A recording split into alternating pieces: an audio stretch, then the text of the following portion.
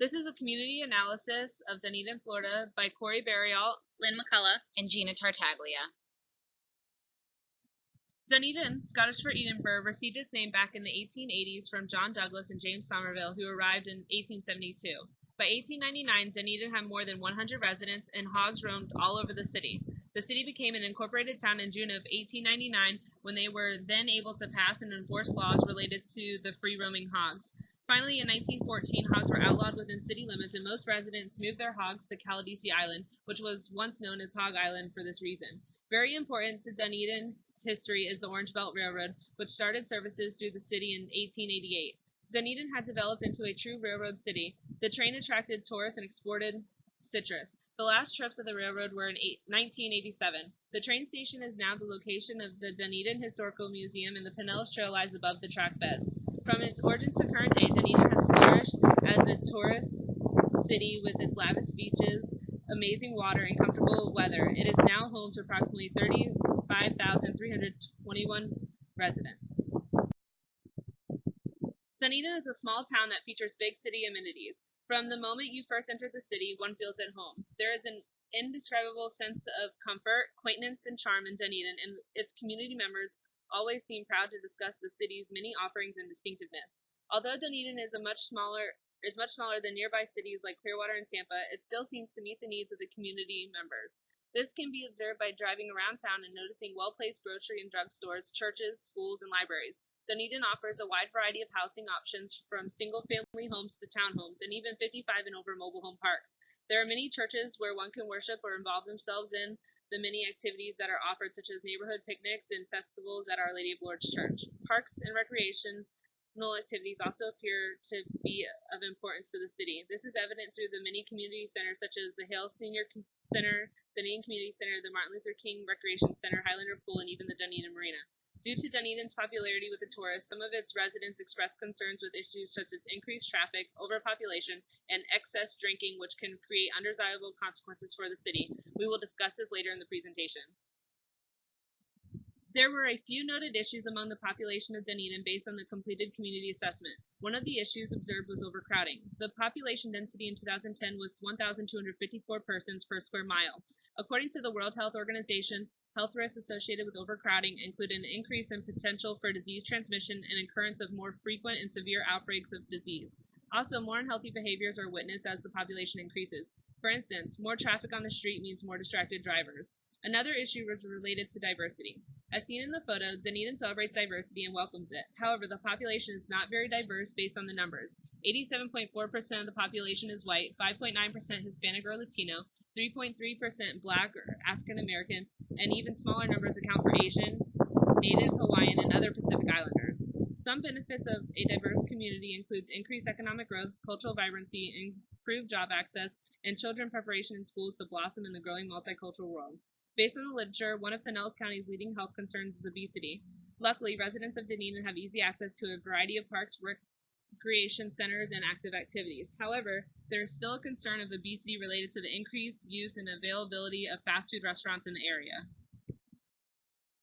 The city of Dunedin has many different health-related resources that are readily accessible for the community. Mease Dunedin Hospital is located in the heart of downtown Dunedin. Established in 1937, it now has 143 beds and features an orthopedic spine program, inpatient surgery with advanced pain management services, behavioral health, a bariatric team that assists with weight loss surgery, and more. Baycare Alliant Hospital is a long-term acute care facility with 48 beds available for patients who are medically stable but still require an extended hospital stay and intense nursing care.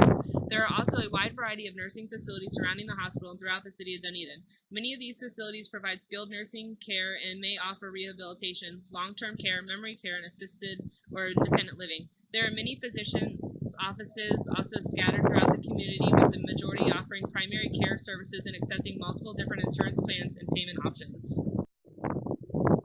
Dunedin has a large population of older adults with numerous nursing homes, assisted living facilities, and being a popular destination for retirement, the number continues to grow. Healthy People 2020's goal is to improve the health, function, and quality of life of older adults. This will be done by ensuring that the quality healthcare services, preventative care, and specialists are available. Quality of life is important to the aging population, and having programs to address chronic illnesses can help. Cancer is a leading cause of death in the city of Dunedin. Healthy People 2020 wants to reduce the number of new cancer cases as well as illness, disability, and death caused by cancer. This can be done by educating the community on the different risk factors associated with cancer, ways to reduce these risks, early screening, and preventable measures. While doing the windshield survey, there were a noticeable amount of people smoking. Reducing the number of people who use tobacco reduces illnesses, disability, and death related to use and secondhand exposure. This can be done by educating the community on the risk of smoking and secondhand exposure, promoting smoke-free policies, funding tobacco control programs, and increasing the price of tobacco products. The environmental resources in Dunedin consist of sanitation services, law enforcement, fire safety, and disaster planning. All of these resources are adequate because they help the city of Dunedin function as a whole. The sanitation department controls the drinking water supply, and the groundwater is monitored and treated for contaminants. The city's solid waste program provides garbage disposal, bulk and yard debris pickup, and recycling weekly. The law enforcement is a vital part of keeping the city of Dunedin safe and giving residents a peace of mind. The city does not have their own police department, but is protected by the Pinellas County Sheriff's Office, who offers multiple programs like Project Child Safe and Vacation House Check. Dunedin Fire and Rescue has a mission to promote health and safety to residents. The Fire Prevention Division is responsible for performing fire inspection, ensuring code compliance, and performing fire safety education to the residents of Dunedin. Disaster planning is another environmental resource that's goal is to help residents be prepared for any natural or man-made disaster. This includes special evacuation registration for anyone in evacuation zone, mobile homes, or nursing homes. Dunedin also offers Dunedin Elementary School as a shelter for emergencies such as tornado or hurricanes. There is also an evacuation route with roadsides that lead further inland to areas of higher ground. While Dunedin is a beautiful community in sunny Florida, weather is also always a concern. The City of Dunedin wants to ensure that all residents are prepared for extreme weather conditions. June 1st kicks off hurricane season, which is a popular time when visitors are planning vacations to the area. The city's hurricane preparedness guide allows residents and visitors to gain vital information and education on what to do if a hurricane were to hit. Another major weather concern is flooding. Parts of Dunedin are waterfront and in the first evacuation zone. Understanding when and where to evacuate is extremely important in times of an emergency. Flood insurance should be purchased on homes in these areas, as many homeowners' insurance does not cover losses due to flooding. As residents and visitors gather in Dunedin, safety against extreme weather conditions is a goal. The City of Dunedin operates under a nonpartisan commissions form of government, meaning there is no favorable political party. The mayor and commissioners are elected by the voters of Dunedin. Commissioner meetings are held at City Hall at 6:30 p.m. every first and third Thursday of every month and are also available on Dunedin TV and online every day. The city commissioners are readily available through email and in person, and the email addresses to the individuals is on the City of Dunedin's website. This allows the residents of Dunedin to participate in local government discussions and provide direct input. If residents want to be more involved in the city's government, there are 39 different boards and committees that help advise the city. The city's budget and past budgets are available to the community to review online. The budget is broken down into where the spending money comes from and where the money will be going. There are no hidden surprises, and each dollar is accounted for. The City of Dunedin's government does not have any areas of concern. The government includes the community in decision-making as much as possible. Having volunteer committees, public access to city records, and meetings with city commissioners allows for a trusting relationship between the residents and government.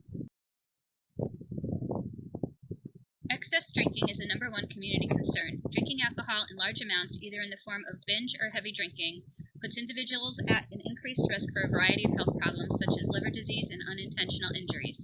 By spending time in Dunedin, one can easily see where excess drinking can be an issue due to the multiple bars available and the drink specials that are offered that promote continued drinking. As mentioned earlier in the presentation, cancer is the leading cause of death in Dunedin. Skin cancer is the #2 priority because the chances of getting melanoma in Florida is 19.1%. The city promotes outdoor activities, which puts its residents at higher risk for developing skin cancer. Taking a few moments to apply sunscreen and wear sun protective clothing helps keep one safe from the sun. The leading communicable diseases in Florida are sexually transmitted diseases. Acknowledging disparities in STD rates is one of the first steps in empowering affected communities to focus on the problem and helping the public health community direct prevention and treatment resources appropriately. Due to not having any free clinics or health departments within the city, prevention education on STDs is limited. In 2014, there was an estimated 11,105 total number of homeless persons in Pinellas County. While many cities within the county, such as Clearwater and St. Petersburg, offer a wide variety of shelters and transitional living houses, Dunedin provides no such services within the city. Upon speaking with Dunedin residents, many expressed concerns about the homeless population invading the local parks. Another growing concern of Dunedin's residents are motor vehicle accidents. Concerns were expressed that because tourism is so abundant in the city, many accidents are due to people not knowing where they are going or being distracted by the sights as they drive. This is especially apparent during the winter months when the city's population increases. Dunedin is considered a coastal city, which increases the chances of being affected by a hurricane should one arrive. When it comes to evacuating, there are many decisions to make. While evacuation routes are clearly marked within the city, many residents do not have any pre-hurricane preparedness in place. The rationale for selecting and prioritizing these problems are based on personal observations and conversations that were had within the residents of Dunedin. Excess drinking is a common concern, not only in the community of Dunedin, but also throughout many places in the world. Healthy People 2020 discusses some major health concerns for our country and have adapted the role of a guide to increase healthy living and remove health disparities. One of their specific goals in relation to drinking is to reduce substance abuse in order to protect the health, safety, and quality of life for everyone. The objectives of this goal are to reduce alcohol-related motor vehicle deaths and injuries, cirrhosis deaths, and binge drinking, as well as to increase treatment for substance abuse. Around the world, alcohol policies have been created to help deal with this global issue. For example, in the Republic of Belarus, the Ministry of Health created a national action to prevent the harmful use of alcohol, with the main objective being to reduce alcohol attributable crime, injuries, dependence, and death. They banned alcohol marketing on television between the hours of 7 a.m. and 10 p.m., increased tax on alcohol, and increased police patrol in order to achieve this objective. The issue in Dunedin is being dealt with through only allowing bars to serve alcohol until 3 a.m. and to begin services on Sundays at 11 a.m. There are also support groups with meetings in Dunedin available to individuals who have problems with excess alcohol use. The police department is cracking down on individuals who decide to drive drunk, which encourages individuals to drink less while out. As a community health nurse, a harm reduction approach would be best to address the issue of excess alcohol use, as it would focus on health promotion and disease prevention. At a primary prevention level, the promotion of living a healthy lifestyle and providing educational materials on the use of excess alcohol would be beneficial. At a secondary prevention level, the nurse can institute early detection programs, provide screenings to assess the severity of dependence, and refer people to the appropriate treatment programs. Lastly, as a tertiary prevention level, the community nurse can gain knowledge of the community's resources and how to mobilize them. The nurse may be able to meet with the community leaders to express concerns related to excess drinking and assist in developing policy to address the issue of community lacks needed resources.